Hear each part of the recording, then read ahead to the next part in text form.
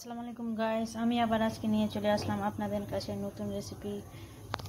Green মটর দিয়ে পনির রান্না করব। গ্রিন মটর দিয়ে আমি সকালে ভিজিয়েছিলাম। গ্রিন মটর দিয়ে আমি করব পনির রান্না। আমি একটা আলু নিয়েছিলাম, কুচি কুচি করে নিয়েছি। পনির বাড়িতেই করেছি। গ্রিন মটর দিয়ে পনির রান্না করব। এদিকে মশলা নিয়েছি আদা, রসুন, জিরা নিয়েছি, এলাচ নিয়েছি, দালচিনি নিয়েছি, পেঁয়াজ, লঙ্কা। এগুলা মশলাকে আমি বেটে নিব। মশলা করা হয়েছে। এদিকে আমি পনিরটা ভেজে নেব। কড়াই চাপিয়ে দিয়েছি, তেল দিয়ে দিলাম। এবার আমি পনিরটা ভেজে নেব। গরম তেল করে তারপরে পনিরটা দিলাম ভাজতে। পনিরটা ভাজা হয়ে গেছে লাল করে। এবার আমি তুলে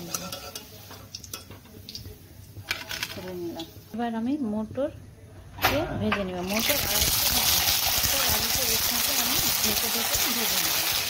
আলু আর মটরকে, গ্রিন মটরকে আমি একসাথে ভেজে নেব। আমি খালি স্বাদ অনুযায়ী লবণ দিব, হলুদ দিব না।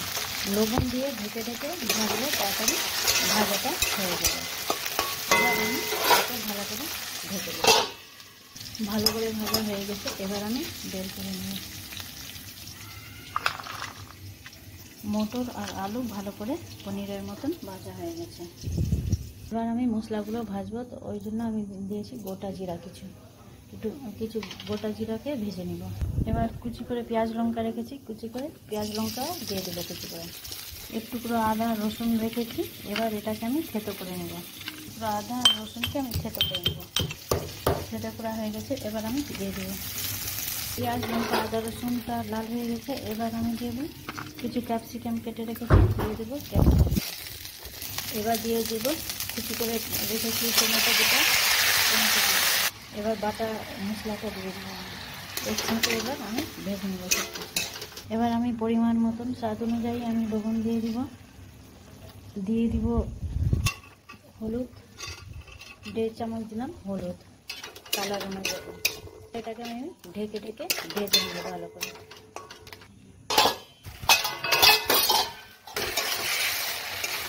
মশলাটা ভালো করে ভাজা হয়ে গেছে, দেখে নাও।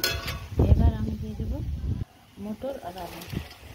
তার সাথে এটা আমি ভেজে নেব ভালো করে। আলুও ভালো করে এবার ভাজা হয়ে গেছে। এবার আমি গরম জল করে রেখেছি। এবার দিয়ে দেবো ঝোল দিয়ে দিয়েছি। এবার আমি ভাজা পনিরটা দিয়ে দেবো। সাথে দিব আমি কুচি করে এই ধনে পাতাটা।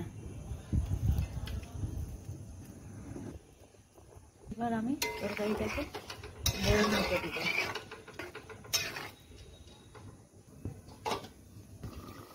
এবার পনিরের তরকারিটা হয়ে গেছে। গ্রিন মটর আর পনির, ক্যাপসিকাম সব মিক্স। এখানে আমার গ্রিন মটর পনিরের তরকারি কমপ্লিট হয়ে গেল। এদিকে গ্রিন মটর আর পনিরের তরকারিটা হয়ে গেছে।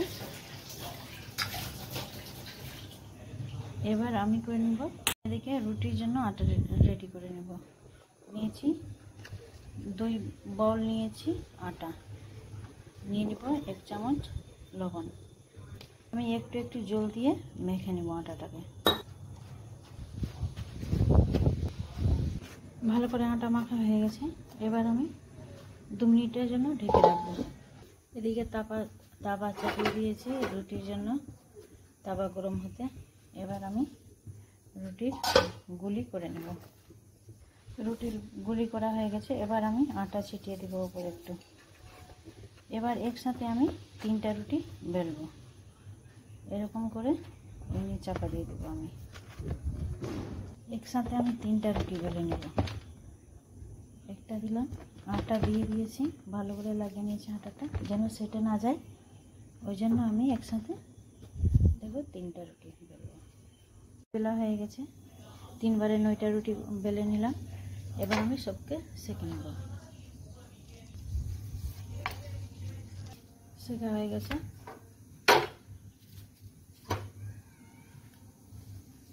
এবার আমি গ্যাসে ফুলিয়ে নেব রুটিটা।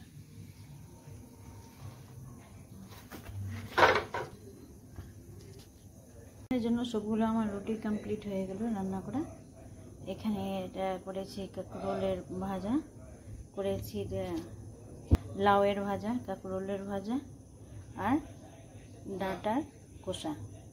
ডাঁটার কষা বা চচ্চড়ি। আর করেছি তোমার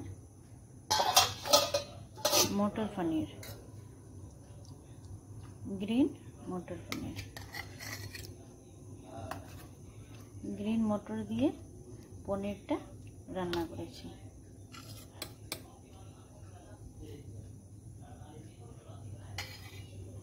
আমার ডিনারটা কমপ্লিট।